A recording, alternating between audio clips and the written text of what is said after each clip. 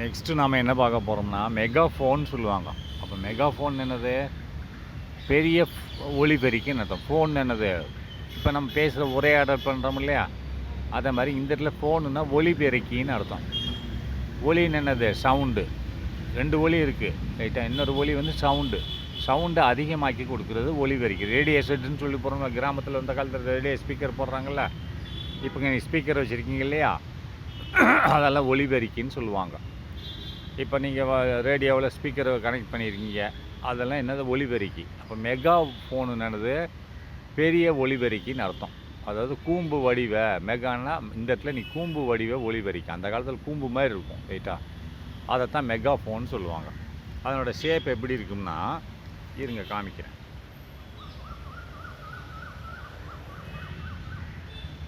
அந்த வடிவம் வந்து இப்படி இருக்கும்.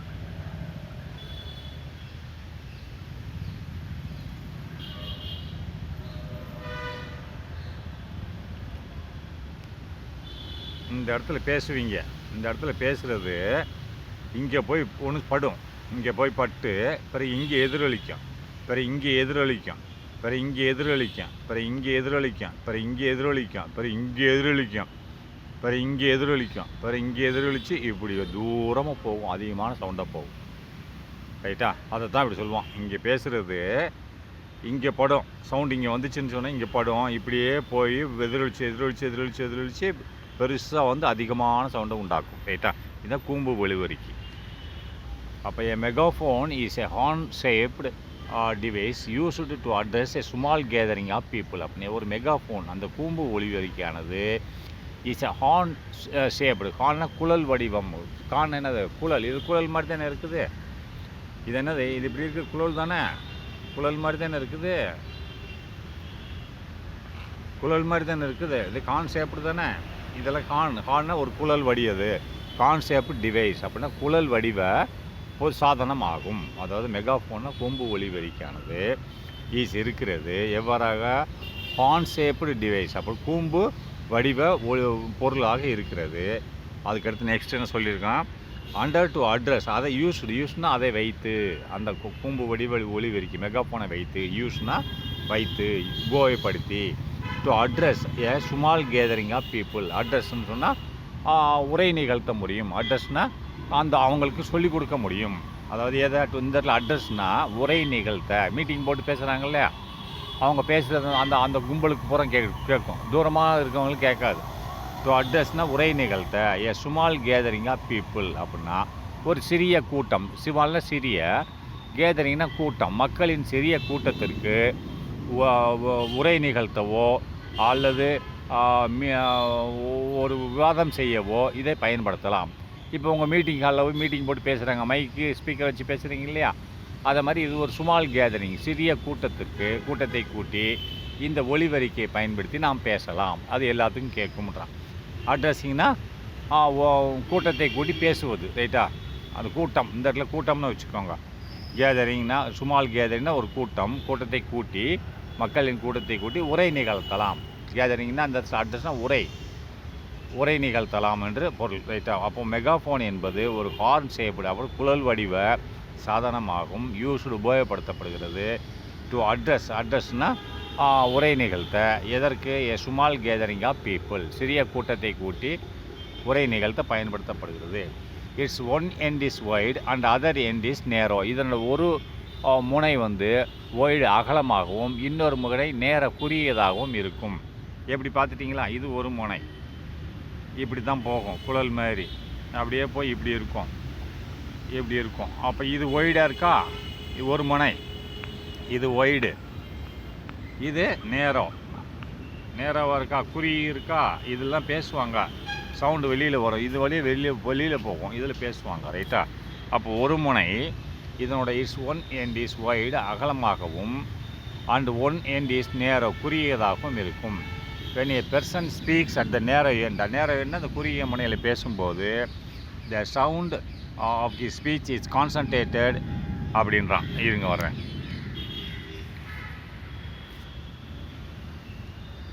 இப்போ இப்போ பாருங்கள், when a person speaks at a narrow end, அப்போ நேரோ எண்டில் பேசும்போது இங்கே பாருங்கள், இதுதான் நேரோ எண்டு. இந்த இடத்துல பேசும்போது இது இப்படி நேராக போகும் ரைட்டாக. சவுண்ட் இந்த இது ஒலிபெருக்கி இப்படி இருக்கும் ரைட்டா. அப்போது இப்படி பேசும்போது அதான் சொல்கிறேன், when a person ஒரு நாம் speaks when a person speaks at a நேரே இந்த முனையில் பேசும்போது ரைட்டா, இந்த முனையில் பேசும்போது the sound of his speech இந்த பேச்சானது which is concentrated by the multiple reflection the சவுண்டுனா அந்த ஸ்பீச்சோட சவுண்டு சத்தமானது இஸ் கான்சன்ட்ரேட்டட்னா குவியப்படுகிறது. எப்படி? பை மல்டிபிள் ரெஃப்ளெக்ஷன் பலதரப்பட்ட பிரதிபலிப்புகளால் குவியப்படுகிறது. அப்படின்னா இப்போ இங்கே பேசுகிறது இங்கே போய் குவியுது ரைட்டா. அப்போ இது ஒரு ரெஃப்ளெக்ஷன், இது இங்கே ரெஃப்ளெக்ஷனாக தான் ரெண்டாவது குவியுது, அப்போ பெருசாகுது. அப்போ இங்கேருந்து இன்னும் பெருசாக இங்கே குவியுது, அப்போ இங்கே குவிஞ்சு இன்னும் பெருசாகி இங்கே குவியுது, அப்போ இன்னும் பெருசாகி இங்கே குவியுது, இன்னும் பெருசாகி இங்கே குவியுது, அப்போ இன்னும் பெருசாகி இங்கே குவியுது, பிறகு இன்னும் பெருசாகி இங்கே குவியுது, பிறகு இங்கே குவியுது, இங்கே குவியுது. அப்போ இங்கே ஒன்றா இருந்தது இங்கே 5, இங்கே 10, இங்கே 15 அப்படி மாறிக்கிட்டே போகுது ரைட்டா. மாறிக்கிட்டே போய் ஒன்றுனா அப்போ 5 இந்த இடத்துல 5 கான்சன்ட்ரேஷன், இந்த இடத்துல 10, இந்த இடத்துல 15. அப்போ இங்கே 1 ஆரம்பித்தது அங்கே வரும்போது 50 ஆகுது ரைட்டா. அப்போ இதனோட இது என்னது சவுண்டு அதிகமாயிடுச்சு அப்படிங்கிறான். அதான் சொல்கிறான். என்ன சொல்கிறான்? when a person speaks ஒரு மனுஷன் நேரோ எண்டில் பேசும்போது அந்த குறுகிய முனையில் பேசும்போது the sound of his speech is concentrated அப்படின்னா அவனோட சத்தமானது இஸ் கான்சன்ட்ரேட்டட் குவிக்கப்படுகிறது. அந்த முதல்ல ஒரு இடத்துல குவியுது, பிறகு ரெஃப்ளெக்ஷன் ஆகுது பை இதை மல்டிபிள் ரெஃப்ளெக்ஷன் குவிக்கப்படுகிறது. அங்கே இப்போ அதாவது அவனோட சவுண்டு வந்து குவிக்கப்படுகிறது. எப்படியே பை இவ்வாறாக மல்டிபிள் ரெஃப்ளெக்ஷன் பலதரப்பட்ட பிரதிபலிப்புகளால் குவிக்கப்படுகிறது. ஒவ்வொரு இடத்துலையும் குவிஞ்சி பிரதிபலிப்பில் இருக்கா, ரெஃப்ளெக்ஷன் ஆகுது, பிறகு குவியுது, பிறகு ரெஃப்ளெக்ஷன் ஆகுது, குவியுது, பிறகு அதிகமாகிட்டே தானே இருக்குது. அதான் by the multiple reflection of the multiple reflection from the walls of the tube. அப்படின்னா அது எதிலிருந்து மல்டிபிள் ரெஃப்ளெக்ஷன் ஆகுது? அந்த டியூப், அந்த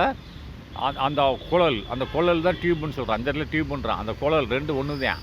அந்த குழலில் உள்ள செவத்தினால ரெஃப்ளெக்ஷன் ஆகுதுன்றான் ரைட்டா. By the from the walls சுவர், அந்த டியூபோட சுவர்லேருந்து ரெஃப்ளெக்ஷன் ஆகி பிரதிபலிக்கிறது என்று சொல்கிறான் ரைட்டா. அப்போ நெக்ஸ்ட்டு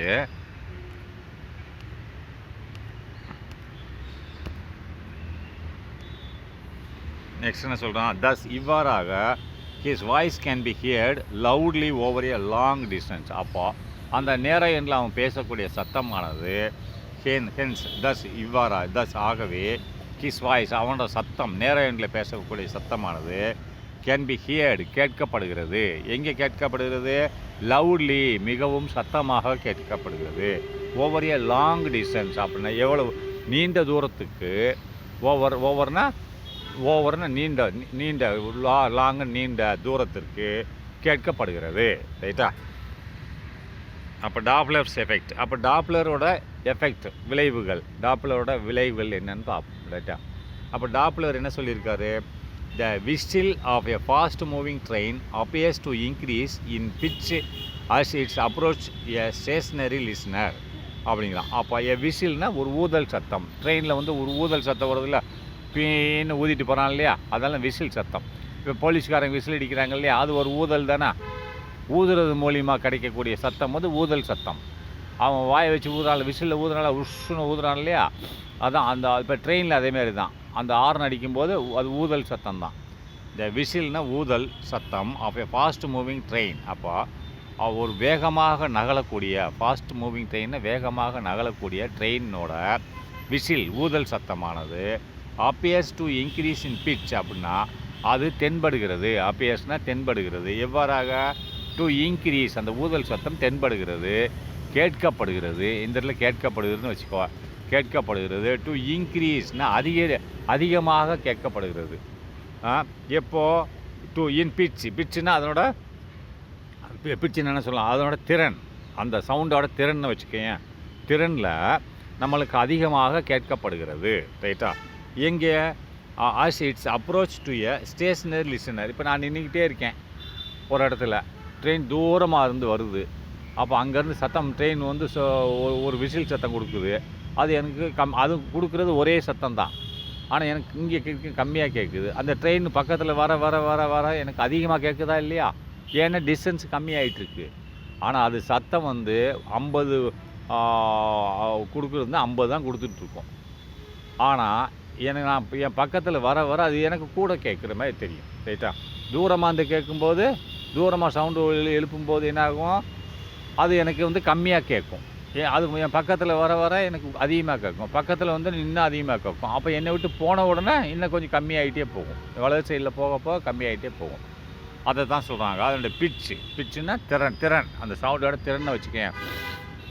என்ன அதனோட பிச்சு வந்து எப்படி இருக்கும், as its approach to a stationary listener. Stationery listener நின்றுக்கிட்டு ஒரு இடத்துக்கு நின்றுக்கிட்டே கேட்கக்கூடியவர்கள், நின்று கேட்பவர். ரைட்டா? ட்ரெயின் வந்து மூவிங்கில் இருக்குது. நான் ஒரு இடத்துல நின்று அந்த சவுண்டை கேட்டுக்கிட்டு இருக்கேன். அந்த தண்டவாளத்தில் ஏதோ ஒரு இடத்துல நின்று கேட்டுக்கிட்டு இருக்கேன். அது என் தூரமாக இருந்து கொடுக்கும்போது அது என்னோடய சவுண்டு வந்து எனக்கு கம்மியாக கிடைக்கும். அது என்னை நெருங்கி வர வர கூட வந்துக்கிட்டே இருக்கும். என் சவுண்டு கொஞ்சம் கூடிக்கிட்டே இருக்கும். என்னை தான் என்ன சொல்லுவாங்க, ஸ்டேஷ்னரி லிசனர் அப்படின்னா நான் நின்றுக்கிட்டே கேட்குறவங்க. ஆனால் அது ட்ரெயின் மூவ் பண்ணுறது அப்படின்னா, the whistle of a fast moving train அப்படின்னா, ஒரு வேகமாக நகர்ந்து வந்து கொண்டு இருக்கக்கூடிய ட்ரெயின் வந்து அது அப்பியர்ஸ் டு விசில். அந்த விசில் அது வேகமாக நகர்ந்து வந்துக்கிட்டு இருக்கிற ட்ரெயினோட விசில் சத்தம் அப்பியர்ஸ் டு இன்க்ரீஸ் அப்படின்னா, அது தென்படுகிறது, கேட்கப்படுகிறது, அதிகமாக கேட்கப்படுகிறது. இன் பிட்ச்னா அதனோட சவுண்டில், பிட்சுன்னு என்னது, திறனே வச்சுக்கேன் இந்த இடத்துல. அதனோட திறன் வந்து அது எனக்கு அதிகமாக கேட்குறது, சவுண்டோட திறன் அதிகமாக கேட்கிறது. as its approach to a as itsனா as இவ்வாறாக, இட்டுனது ட்ரெயின், இட் அப்ரோச்சஸ்னா வருகிறது, நோக்கி செல்லுகிறது. Approaches to a stationary listener. நின்றுக்கிட்டு கேட்குறவனை, ரயில் ஓரத்தில் நின்றுட்டு கேட்குறவனை நோக்கி வரும்பொழுது, அப்ரோச்சஸ்னா நோக்கி வரும்பொழுது சத்தமானது கூடுதலாக கேட்கும். அதாவது பிச்சுன்னா அதனோட திறன், சத்தத்தோட திறன் அதிகமாக கேட்குற மாதிரி இருக்கும்ன்றான். உதாரணத்துக்கு இப்போது ட்ரெயின் இங்கே இருக்குது, இது தண்டவாளம், நீ இங்கே நிற்கிற, ட்ரெயின் இங்கே 50 இன்டென்சிட்டி உள்ள ஒரு சவுண்டு எழுப்புது. 50 இன்டென்சிட்டி, ரைட்டா? சவுண்டு எழுப்புது. இங்கேருந்து வந்துக்கிட்டு இருக்கு. இப்போ இந்த இடத்துல வரும்போது ஊதுருது. உனக்கு இங்கே நின்றுக்கிட்டு இருக்க, நீ நகலலை, இங்கே தான் நின்றுக்கிட்டு இருக்க. உனக்கு கேட்குது. எவ்வளோ கேட்குது? ஒரு 2ன்னு கேட்குது. ரைட்டா? அந்த ட்ரெயின் அப்படியே மூடிட்டு வேகமாக வருது. அதே 50 தான் இங்கே வந்தோன்னு எழுப்புது. அப்போ உங்களுக்கு 4ன்னு கேட்குது. அப்போ அதே ட்ரெயின் வேகமாக வந்துக்கிட்டு இருக்குது, தண்டவாளத்தில் வந்துக்கிட்டு இருக்கும்போது இங்கே வரும்போது எழுப்புச்சுன்னா அதே 50 தான் எழுப்புது. உனக்கு 10ன்னு கேட்குது. அதுக்கடுத்து இங்கே வரும்போது எழுப்புது. அதே 50 சவுண்டு தான் எழுப்புது. உனக்கு எவ்வளோ கேட்குது? 40ன்னு கேட்குது. அப்போ இங்கே வரும்போது சவுண்டு அதே 50 எழுப்புது. உனக்கு 50க்கு 50 கேட்குது. அப்படியே இங்கே போயிடுச்சு, அதே 50 தான் எழுப்புது. உனக்கு எவ்வளோ கேட்குது? 40. குறையுதா? 40 கேட்குது. அப்போ இங்கே எழுப்புது 30 எழுப்புது. 50 தான் கொடுக்குது இது. ரைட்டா? உனக்கு எவ்வளோ கேட்குது? 30 கேட்குது. இது எழுப்புறது எல்லா இடத்துலையும் ஒரே தான். அப்போ இங்கேயும் 50 எழுப்புது. உனக்கு எவ்வளோ கேட்குது? 20 கேட்குது. அப்போ இங்கேயும் 50 எழுப்புது. உனக்கு 10 கேட்குது. வேறு அங்கிட்டு போக எழுப்புது, உனக்கு கேட்கவே இல்லை. அதனால தான் மூவிங் ட்ரெயின், அதை தான் சொல்லுவோம். மூவிங் ட்ரெயின் ஓட சவுண்டு வந்து உனக்கு பக்கத்தில் அப்ரோச்சஸ் நியர், உனக்கு வர கூடுதலாக கேட்கும். இட் இஸ் த பிட்ச்னா அதனோட திறன் அதிகமாக இருக்கும், சவுண்டோட திறன் அதிகமாக இருக்கும்னு சொல்கிறான்.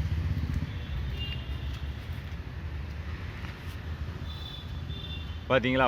Whistle of a fast moving train. அப்புறம் வேகமாக நகர்ந்து கொண்டு இருக்கக்கூடிய ஒரு ட்ரெயினோட ஊதல் சத்தமானது அப்பியர்ஸ் டு இன்க்ரீஸ். அப்பியர்ஸ்னால் தென்படுகிறது, அதிகமாக கேட்குற மாதிரி நம்மளுக்கு காதில் கேட்குது. அப்பியர்ஸ்னால் கேட்கிறது, தென்படுகிறது. டு இன்க்ரீஸ்னால் அதிகமாக கேட்குறது மாதிரி தென்படுகிறது. எதில்? இன் பிட்ச்னா அதனோட திறனில், அந்த சவுண்டோட திறனில் வந்து அதிகமாக கேட்குற மாதிரி தென்படுகிறது. as its அப்ரோச்னால் அது வந்து அந்த ட்ரெயின் வந்து as its அந்த ட்ரெயினை குறிக்குது. இட் அப்ரோச்சஸ்னால் என்னை அந்த லிசனர்ஸ் நோக்கி வர்ற மாதிரி வரும்போது, as its அப்ரோச்சஸ்னால் நோக்கி வரும்போது, ஸ்டேஷ்னரி லிசனர் ஒரு நின்றுக்கிட்டு இருக்கக்கூடிய ஒரு நின்று கேட்டுக்கிட்டு இருக்கக்கூடியது. லிசனர்னு கேட்டுக்கொண்டு இருப்பவர் சத்தத்தை, அதாவது ஸ்டேஷ்னரி நின்று கேட்டுக்கொண்டு இருக்கிறவரை நோக்கி வரும்போது அந்த சத்தமானது கூடுகிறதுன்றான். And it's appears to decrease, அதை குறைய ஆரம்பிக்கிறது. எப்போ அவனை விட்டு கடந்து போகுது இல்லை, ட்ரெயினை கடந்து போகும்போது குறைய ஆரம்பிக்கிறது.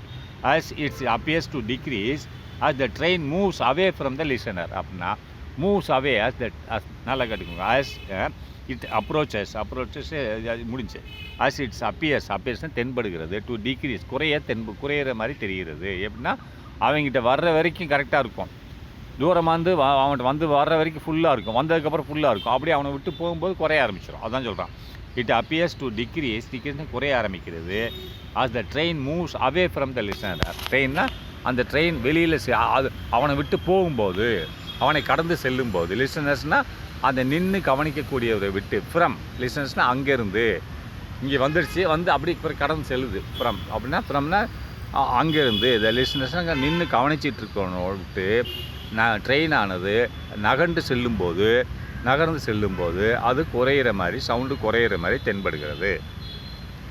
அப்போ இந்த மாற்றம் ஏற்படுகிறது இல்லையா? ஃபஸ்ட்டு வரும்போது தூரத்துலேருந்து வரும்போது கம்மியாக கேட்டுச்சு, நெருங்கி வந்ததுக்கப்புறம் ஃபுல்லாக கேட்டுச்சு, பிறகு நம்மளை விட்டு ட்ரெயின் போகும்போது கம்மியாக கேட்டுச்சு. அப்போ இதில் ஒரு சவுண்டில் ஒரு மாற்றம் ஏற்படுது இல்லையா? ஆனால் ட்ரெயின் எப்போயுமே ஒரே சவுண்டை தான் கொடுத்துட்ருக்கு, 50 தான் கொடுத்துட்ருக்கு. ஆனால் நம்மளுக்கு தான் கம்மியாக கிடைக்குது, கூட கிடைக்குது. ஆனால் 50 கிடைக்குது.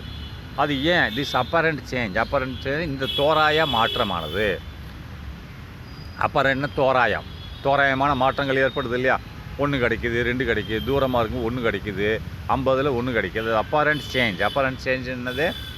இந்த தோராய மாற்றமானது in frequency was first observed and explained by Christian Doppler. அப்படின்னா இந்த தோராய மாற்றம், இந்த சவுண்டு நம்மளுக்கு சில மாறி கிடைக்கிது இல்லையா? ஒரே சவுண்டை கிடைக்காம தூரமாக இருக்கும்போது கம்மியாகவும், பக்கத்தில் வரும்போது அது ஃபுல் சவுண்டும் கிடைக்குது, இன்னும் போக கம்மியாக கிடைக்குது. இதை தான் சொல்கிறோம் அப்பரண்ட் சேஞ்சுன்னு சொல்கிறோம். அப்பரண்ட் சேஞ்சுன்னா இந்த தோராய மாற்றத்தை இன் ஃப்ரீக்வன்சியில் கொண்டு வர்றான், அதிர்வெண்ணில் கொண்டு வருகிறான். இந்த தோராய மாற்றம் இது எதில் மாற்றம் ஏற்படுகிறது? அது ஒலி எழுப்பும்போது அதில் உள்ள ஃப்ரீக்வன்சி ஒரு மாதிரியாக இருக்கும், ஆனால் உனக்கு கேட்கும்போது ஃப்ரீக்வன்சி கம்மியாகவோ கூடவோ கேட்கும். அப்போ அதிகமாக கேட்டுச்சுன்னா உனக்கு சவுண்டு கூட கேட்கும், கம்மியாக கேட்டுச்சுன்னா ஃப்ரீக்வன்சியில் மாற்றம் இன்னும் கம்மியாக இருந்ததுன்னா உனக்கு சவுண்டு கம்மியாக கேட்கும். அதை தான் சொல்கிறான் இந்த அப்பரண்ட் சேஞ்ச்னால் மாற்றம். அந்த தோராய மாற்றமானது இன் ஃப்ரீக்வன்சி அதிர்வெண்ணில் வாஸ் இருந்தது ஃபஸ்ட் அப்சர்வ்டு பை. இதை யார் கண்டுபிடிச்சாங்க? இதனோட காரணம் யார்? சவுண்டு இந்த மாதிரி மாறி கேட்குறதுக்கு என்ன காரணம்னு சொன்னால் அதில் ஃப்ரீக்வன்சிலே சேஞ்ச் ஆகுது அப்படிங்கிறான்.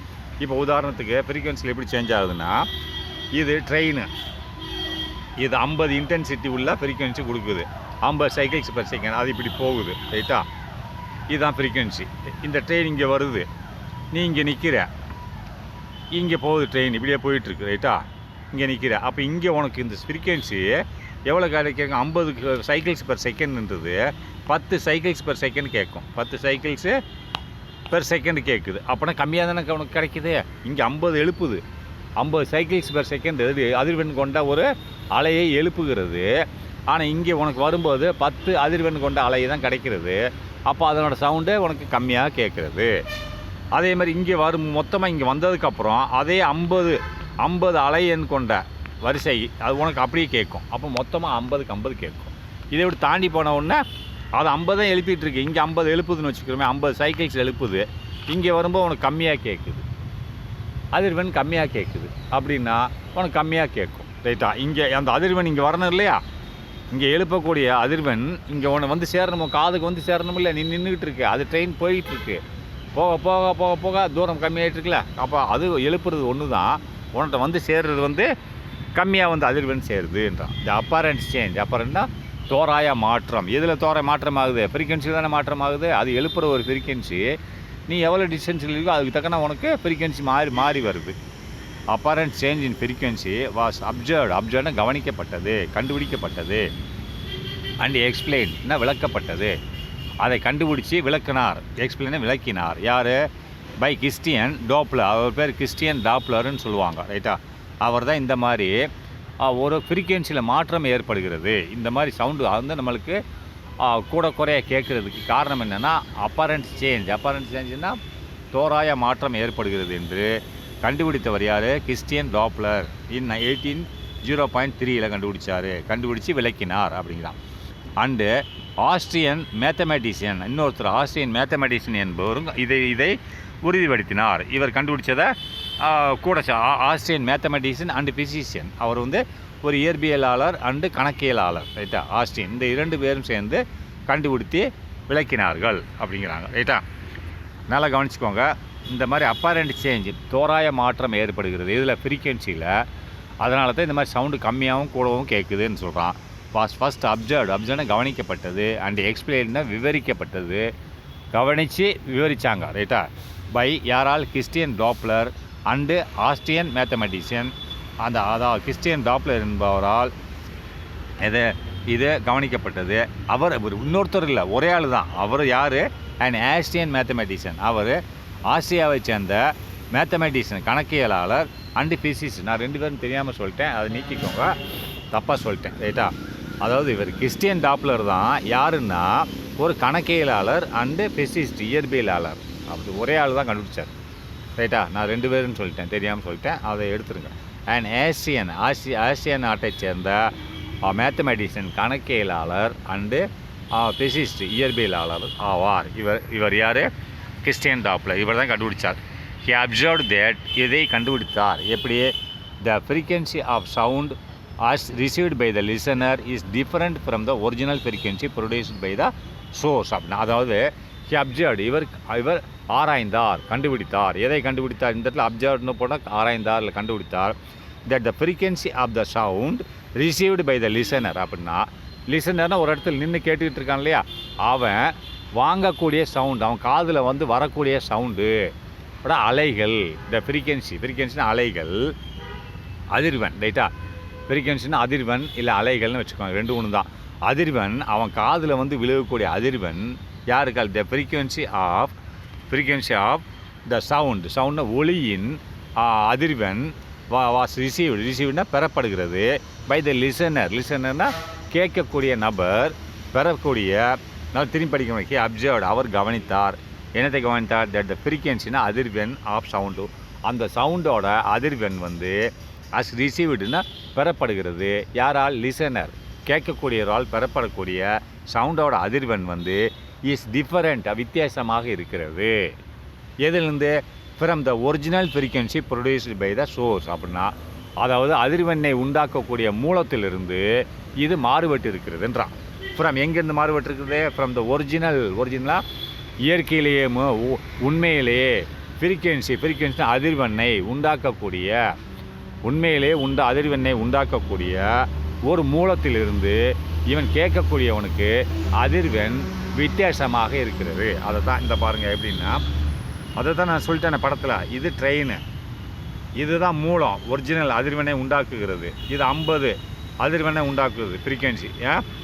ட்ரெயின் இப்படியே வருது, இவ்வளோ 10 கிலோமீட்டர் தூரத்தில் இருக்கும். இந்த இடத்துல ஒருத்தர் இருக்கான், இவனுக்கு இப்போ இங்கே ஒலி எழுப்புதுன்னா 50 அதிர்வெண்ணை உண்டாக்குது, இவனுக்கு 10 தான் கேட்குது, 10 அதிர்வெண்ணு தான் வருது, 10 ஃப்ரீக்வன்சி தான் வருது.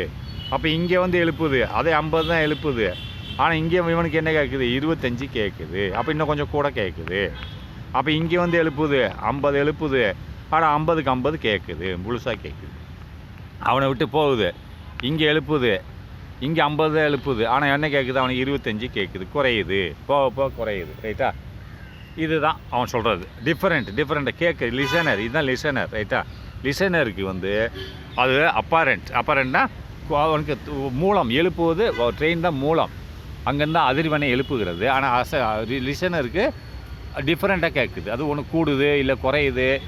இது கூடுதுன்னா அந்த எழுப்புனதை விட்டு கூடாது, அதுக்குள்ளே 50ன்னா 50க்கு கீழேயே 50 வரைக்கும் வருது அப்படிங்கிறான், ரைட்டா. அப்போ this is known as Doppler effect, இதுதான் டாப்ளர் வினை என்று அறியப்படுகிறது. அப்போ next, the relative motion could be due to the various possibilities as follows. அப்படின்னா இந்த தொடர்புள்ள இயக்கம், இந்த ட்ரெயின் மூவ் ஆகிட்டே இருக்குது, அவனை நோக்கி வருது, அப்புறம் அப்படி நோக்கி போகுது, அது இயங்கிட்டே. அப்போ அந்த சவுண்டும் மூவ் ஆகிட்டு தானே இருக்கும். ட்ரெயின் இயக்கக்கூடிய சவுண்டில் மாற்றம் இருக்காது.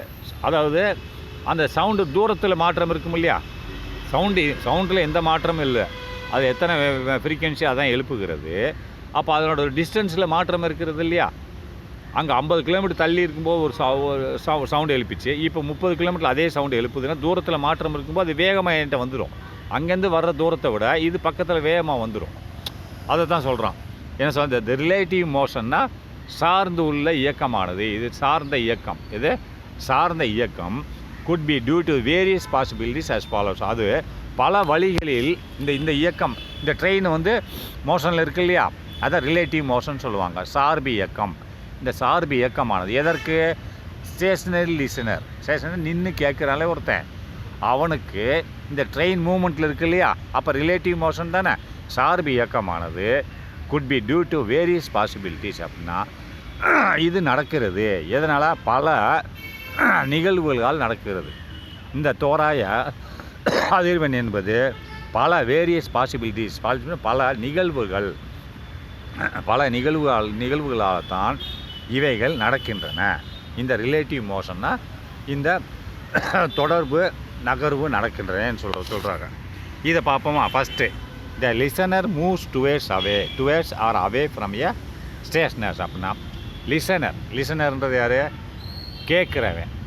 ஒன்று மூவ்ஸ் டுவேர்ட்ஸ் அவே, டுவேர்ட்ஸ் ரெண்டு பேர். த லிசனர் மூவ்ஸ் டுவேர்ட்ஸ் அல்லது அவே ஃப்ரம் த ஸ்டேஷ்னரி சோர்ஸ். அப்படின்னா அது நல்லா கவனிங்க. இது என்னென்னு இந்த காமிக்கிறேன் பாருங்கள். லிசனர், இவன் தான் லிசனர், கேட்கக்கூடியவன், ரைட்டா. இது சோர்ஸ்னு இது ஒலி எழுப்பக்கூடியது, ரைட்டா. இப்போ என்ன சொல்கிறான்? த லிசனர் மூவ்ஸ் டுவேர்ட்ஸ்னு இதை நோக்கி நகலுகிறான். சோர்ஸ் நகலில், இது சோர்ஸ்னு மொழி எழுப்பக்கூடியது, ரைட்டா.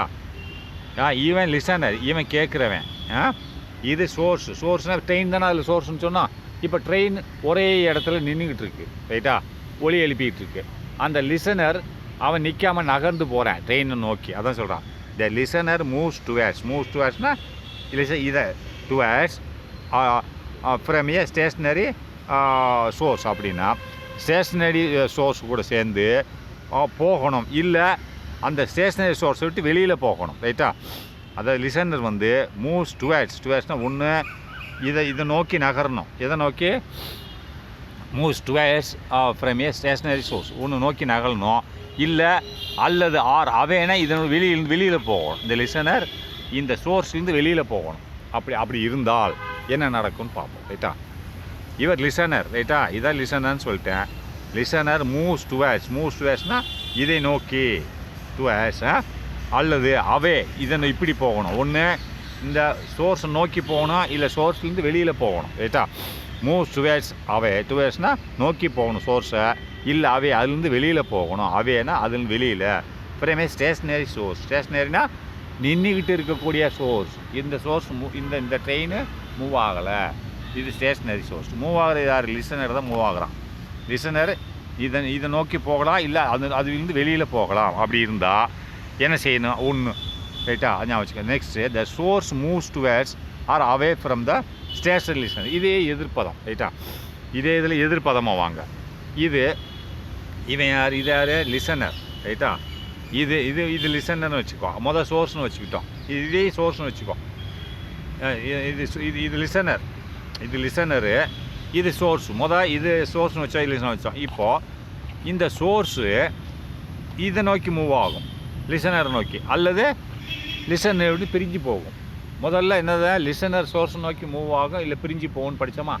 இப்போ அதுக்கு உல்ட்டா, சோர்ஸு லிசனர் நோக்கி மூவ் ஆகணும், டுவேர்ட்ஸ் லிசனர், அல்லது அவே த லிசனர்.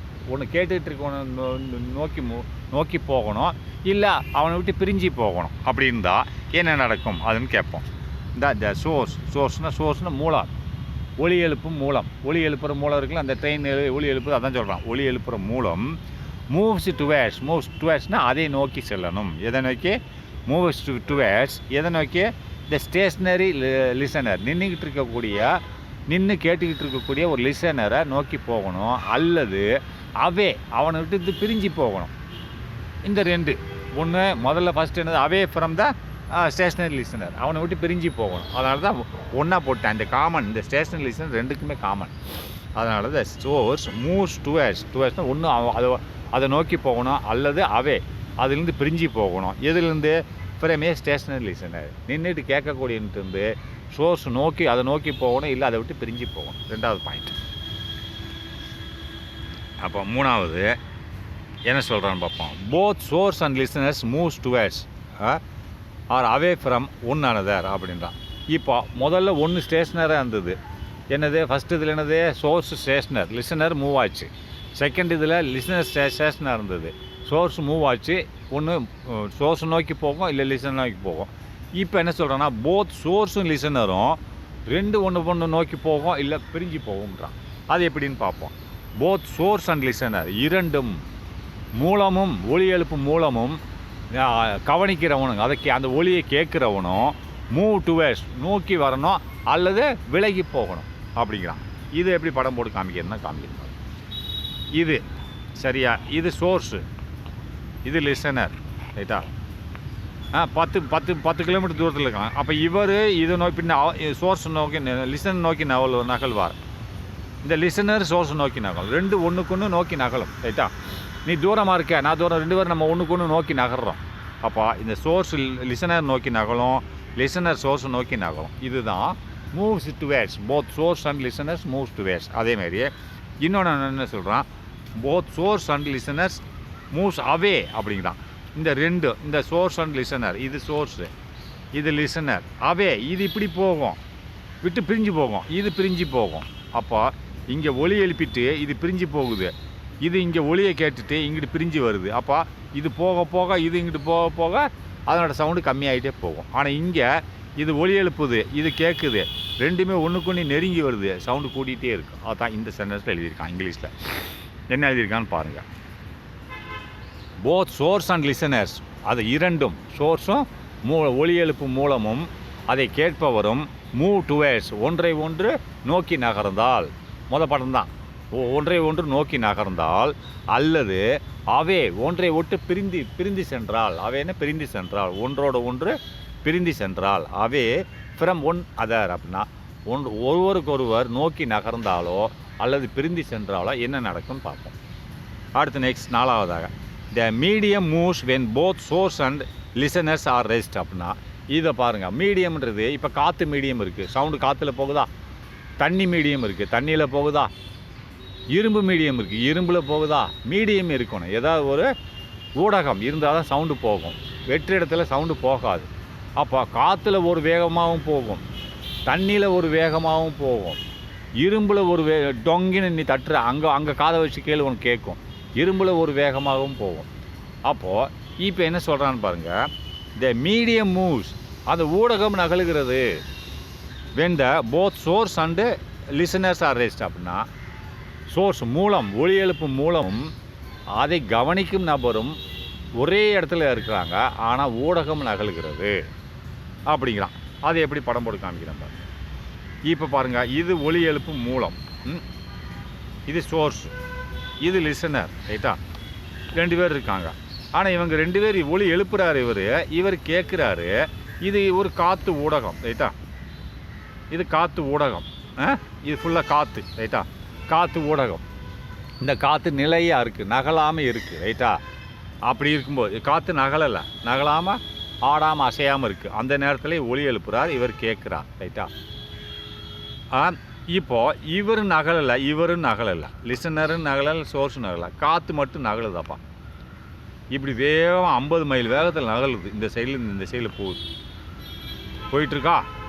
அப்போ இங்கே ஒலி எழுப்பக்கூடியது அந்த காற்றுல 50 மைல் வேகத்தில் இங்கே அடிச்சுட்டு போகும்ல, இல்லை இப்படி வருது காற்று 50 மைல் வேகத்தில் வருது அப்படின்னா இங்கே நான் ஒலி எழுப்புனேன்னு சொன்னேன் சோர்ஸில், இந்த சைடு தான் தள்ளிட்டு போகும் காற்று ஒலியை.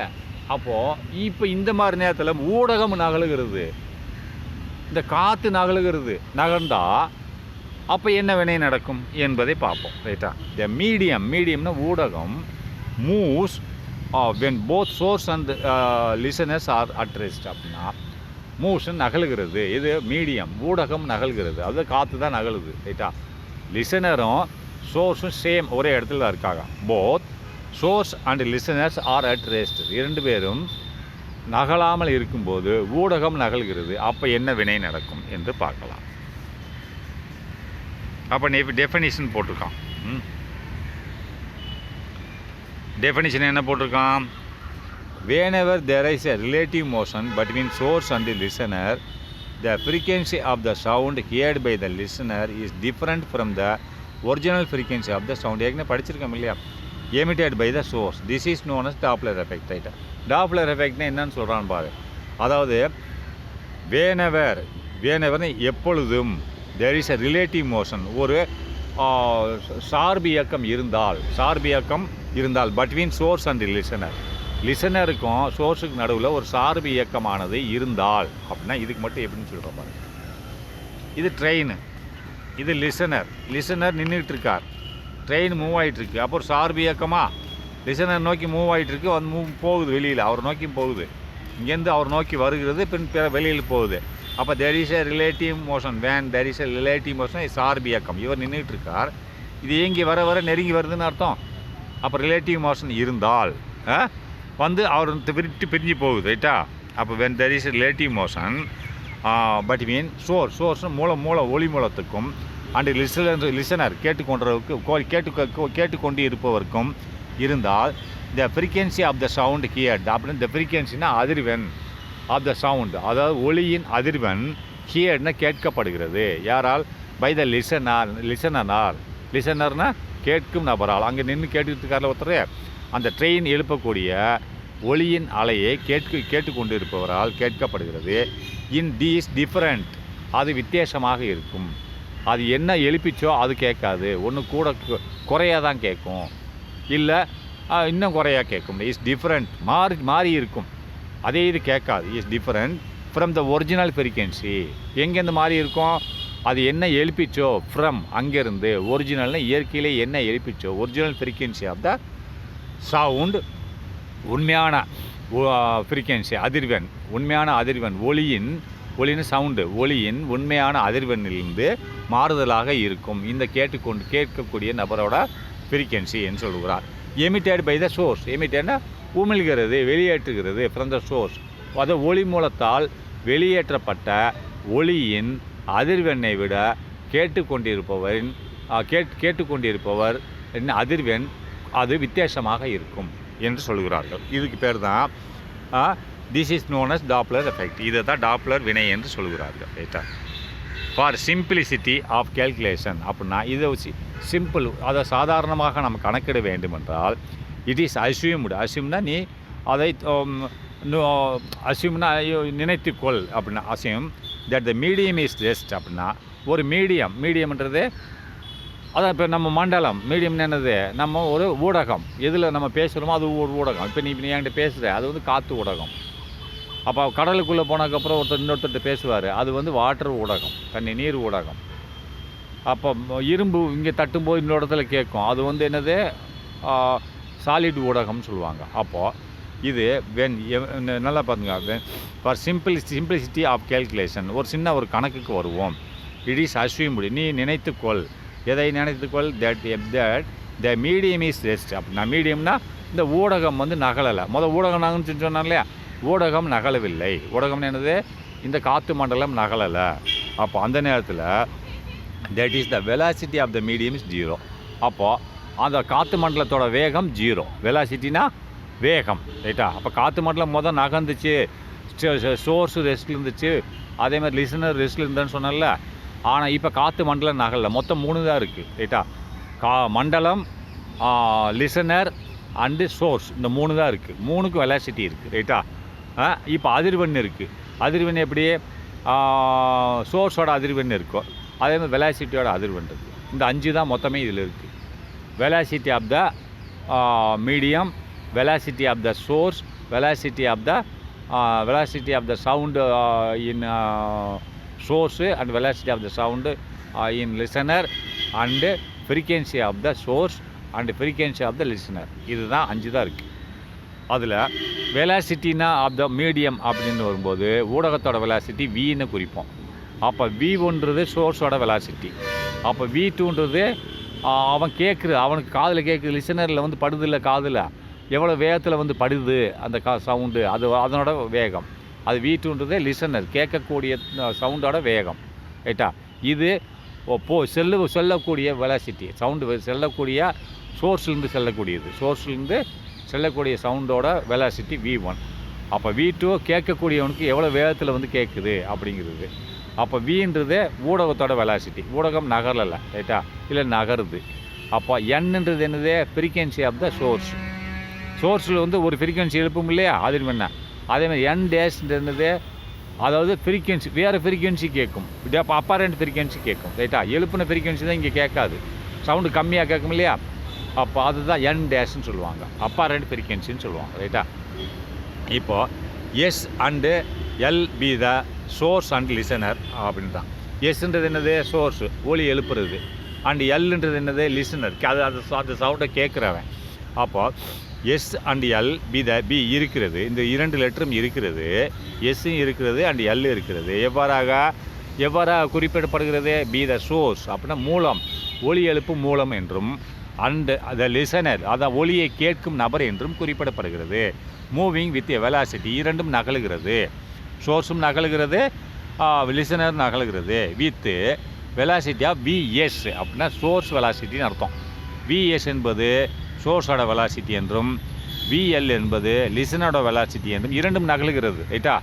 2 பொருள்களும் நகலுகிறது. அப்படி நகர்ந்து ரெஸ்பெக்டிவ்லி என்ன ஒன்றுக்கொன்று நகர்ந்து செல்கிறது. சோர்ஸும் நகர்ந்து செல்கிறது,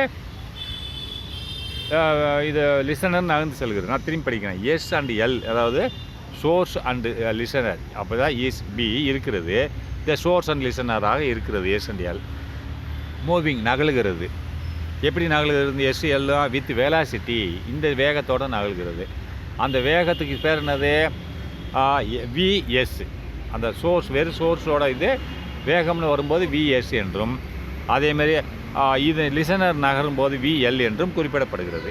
அப்போ கன்சிடர் த கேஸ், அப்போ இந்த கேஸை நீ எடுத்துக்கோ, த source and listeners moving towards each other அப்படின்னா, கன்சிடர் த கேஸ் ஒரு குறிப்பிட்ட இயக்கத்தை எடுத்துக்கொள்வோம், ஒரு செயல்பாடை எடுத்துக்கொண்டால், கன்சிடர் எடுத்துக்கொள், ஒரு செயல்பாடை எடுத்துக்கொள். Consider the case of source and listeners அப்படின்னா சோர்ஸ் மூலமும், லிசனர்ஸ்னு என்னது, அதாவது கேட்கக்கூடிய நபரும், ஒளி மூலமும் கேட்கக்கூடிய நபரும் மூவிங் டுவேர்ட்ஸ் ஈச் அதர் ஒருவருக்கொருவர் தன்னை நோக்கி செல்லும்போது அப்படின்னா, இப்போ இவன் என்ன சொல்கிறேன் இந்த இடத்துல மீனிங்னா நல்லா கவனிங்க. சோர்ஸும் லிசனரும் இப்படி ஒருத்தர் நோக்கி செல்கிறாங்க ரைட்டா.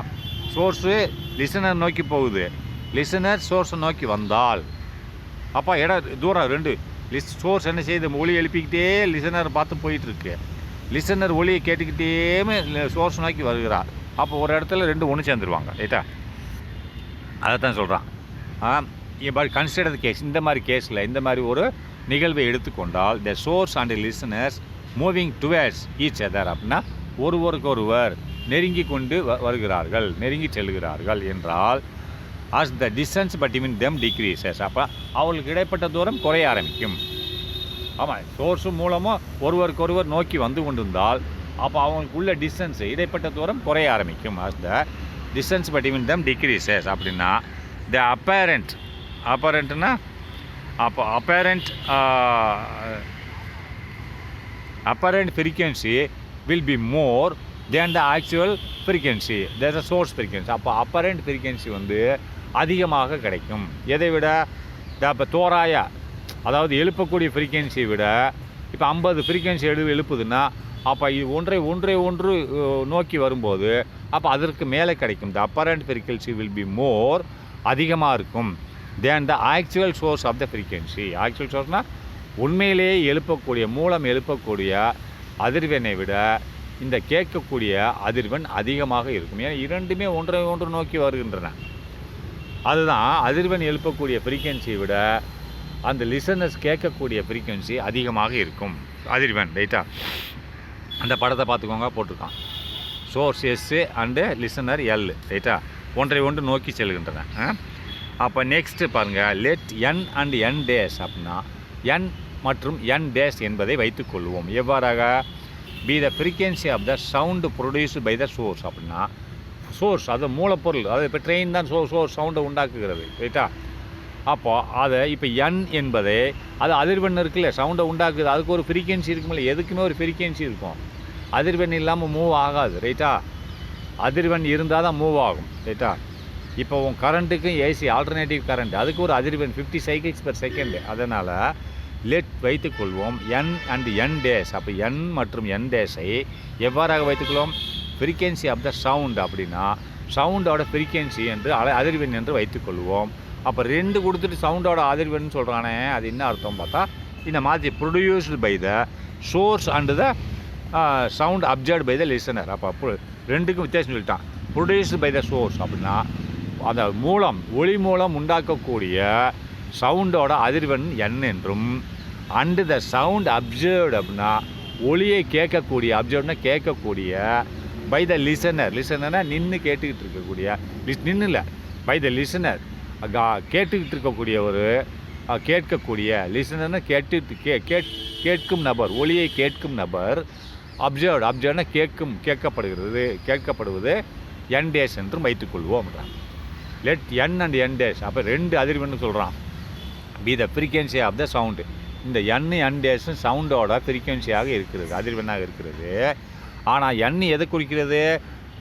அந்த sound produced by the source. அப்படின்னா சோர்ஸ்னால் ஒளி மூலம் எழுப்பக்கூடிய அதிர்வெண்ணை என் என்றும், and the sound observed by the listener, ஒளியை கேட்கக்கூடிய, அப்சர்வ்னா கேட்கக்கூடிய, லிசனர்னாலும் கேட்கக்கூடியதான். அப்சர்வ்னா ஒளியை ஈர்த்து கேட்கக்கூடிய, அப்சர்வ்னா ஈர்க்கிறது, ஈர்த்து கேட்குதல், லிசனர்னா கேட்குறது, அப்சர்வ்னா இழுத்து கேட்குறது, காதில் இழுத்து கேட்குறது. அப்சர்வ்னா ஒளியை இழுத்து கேட்கக்கூடியவருக்கு அங்கே கிடைக்கக்கூடிய ஒளியின் அதிர்வெண் என் டேஸ் என்றும், அங்கே ஒரு ஒளி கிடைக்குமில்ல வைத்துக்கொள்வோம்ன்றான்.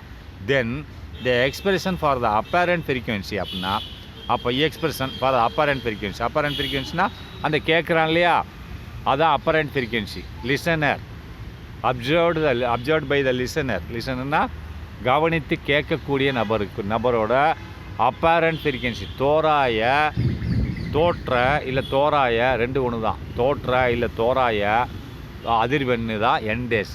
அப்போ என் டேஸ் என்னது? அவன் எவ்வளோ ஃப்ரீக்வன்சியில் கேட்குறான் லிசனர் அப்படின்றது தான் நம்ம கண்டுபிடிக்கணுன்றான்.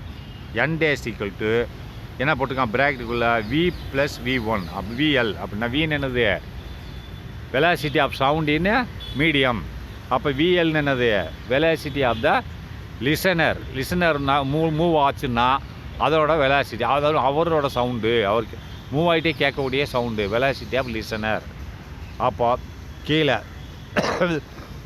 V - VS அப்படின்னா VSனா வெலாசிட்டி ஆஃப் த சோர்ஸ். 2யும் ப்ராக்கெட்டை க்ளோஸ் பண்ணிவிட்டு என்னன்னு போட்டான். என்னன்னா என்னது?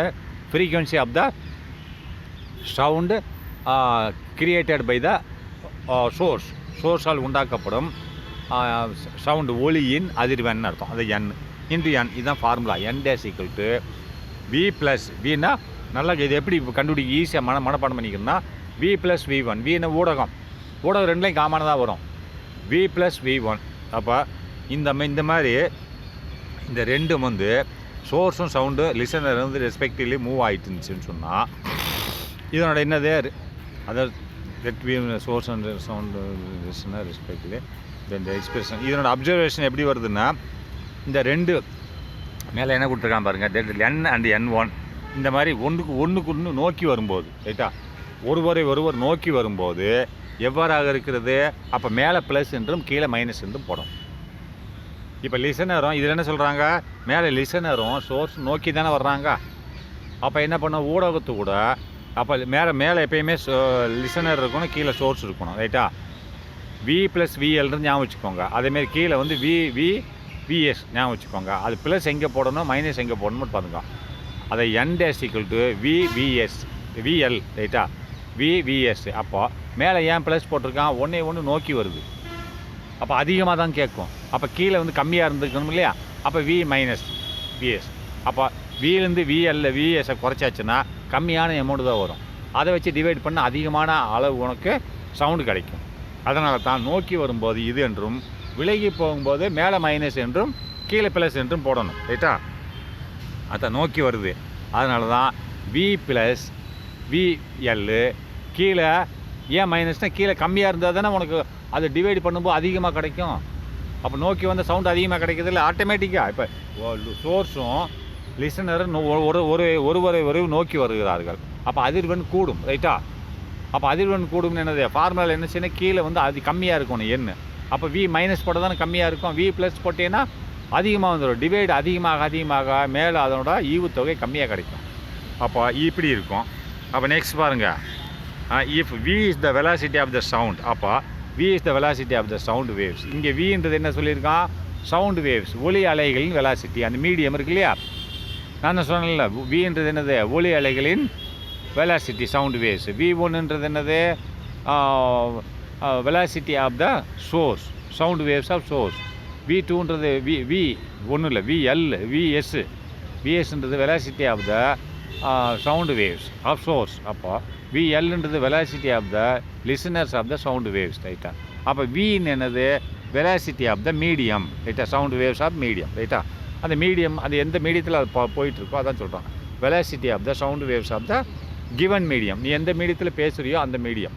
தண்ணி மீடியம்னு தண்ணி இது, வாட்டர் மீடியம்னு வாட்டர் இது, இல்லை காற்று மீடியம் காற்று மீடியம், ரைட்டா. லெட்டஸ் கன்சிடர், நாம் தீர்மானித்துக் கொள்வோம், டிஃபரெண்ட் பாசிபிலிட்டிஸ் ஆஃப் மோஷன்ஸ். அப்போ பலதரப்பட்ட மோஷன்ஸ், நகர்வுகளை பார்ப்போம் என்றால், ஒன்று நோக்கி வரும், ஒன்றை விலகி போகும். அப்போ ஒன்றுக்கு பின்னாடி போகலாம், இல்லை இதுக்கு பின்னாடி போகலாம், இல்லை 2 பேர் நிற்கலாம், காற்று மண்டலம் போகலாம். அப்போ ஏதாவது ஒரு மோஷனில் என்ன நடக்குதுன்னு பார்ப்போம். ஏகப்பட்ட மோஷன் இருக்குல்ல. இப்போ 2 பேர் சோர்ஸும் லிசனரும் நோக்கி வரலாம், இது ஒரு டைப்பு. அப்போ சோர்ஸும் லிசனரும் விலகி போகலாம், இது ஒரு டைப்பு. இப்போ சோர்ஸ் போயிட்டே இருக்க பின்னாடியே லிசனர் வரலாம், 4வது. லிசனர் போயிட்டே இருக்கார், பின்னாடியே சோர்ஸ் வரலாம், 5வது. சோர்ஸு லிசனர் நின்றுட்டுருக்காங்க, மீடியம் மூவ் ஆகலாம், 6வது. இப்படி ஏகப்பட்ட மோஷன் இருக்குது. அப்போ ஒவ்வொரு மோஷன்லையும் என்ன கிடைக்கும், அப்பரண்ட் ஃப்ரீக்வன்சி அப்படின்னு பார்ப்போம், ரைட்டா. அதான் சொல்கிறான், let v be the velocity of sound is the given medium. அப்படின்ற கொடுக்கப்பட்ட மீடியத்தோட வெலாசிட்டி ஆஃப் த சவுண்ட் அப்படின்னா அந்த சவுண்டோட வெலாசிட்டி என்னது, வி என்றும். லெட்டஸ் கன்சிடர் டிஃப்ரெண்ட் பாசிபிலிட்டிஸ், பலதரப்பட்ட நிகழ்வுகளை நாம் பார்க்கலாம். லெட்டஸ் கன்சிடர், தீர்மானிக்கலாம். எதை, பலதரப்பட்ட நிகழ்வுகள்னால் மோஷன், அதனோட மூமெண்ட், எப்படி பலதரப்பட்ட மூமெண்ட்டுகளை பார்க்கலாம்ன்றான். ஆஃப் மோஷன்ஸ்னால் நகர்வுகள், ரைட்டா. பலதரப்பட்ட நகர்வுகளின் பாசிபிலிட்டிஸ் நிகழ்வுகளை நாம் இங்கே பார்க்கலாம். ஆஃப் சோர்ஸ் அண்ட் லிசனர்ஸ், எதனோட நகர்வுகள், சோர்ஸ்னால் ஒளி மூலம் மற்றும் ஒளி மூலத்தை கேட்கக்கூடிய நபரின் பலதரப்பட்ட நகர்வுகளை இங்கே பார்க்கலாம் அப்படின்றான். இன் ஆல் சச் கேசஸ், இந்த எல்லா வேலையிலையும், இந்த எல்லா பாசிபிலிட்டிஸ்லையும், அந்த ஆல் சச் கேஸ்னால் இந்த எல்லா இதுலேயும், த expression for the apparent frequency is given in table 5.2. அப்போ எக்ஸ்பிரஷனாக அதனோட விடை த எக்ஸ்பிரஷனாக ஃபார் த அப்பரண்ட் ஃப்ரீக்வன்சி, அப்போ தோராய அதிர்வெண்ணின் எக்ஸ்பிரஷன் விடையானது இந்த டேபிளில் கொடுக்கப்பட்டுள்ளது அப்படிங்கிறான். 5.2 the expression of apparent frequencies due to Doppler எஃபெக்ட்னா, டாப்ளர் விளைவின் காரணமாக, அது அப்பரண்ட் ஃப்ரீக்வன்சி, அப்பரண்ட் தோராய அதிர்வெண் முடிவுகள் இங்கே கொடுக்கப்பட்டுள்ளது. இதை அடுத்த வீடியோவில் பார்க்கலாம், சரியா.